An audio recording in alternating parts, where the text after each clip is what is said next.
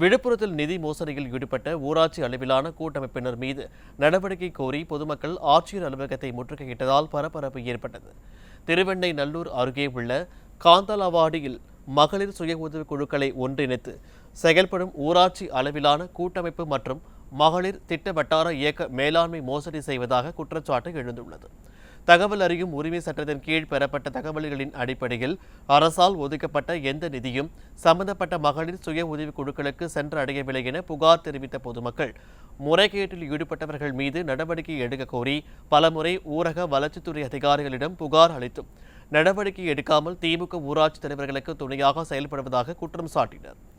மேலும் இதுகுறித்து சம்பந்தப்பட்டவர்கள் மீது நடவடிக்கை எடுக்காவிடில் வருகின்ற நாடாளுமன்ற தேர்தலை புறக்கணிப்போம் என எச்சரிக்கை விடுத்தனர்.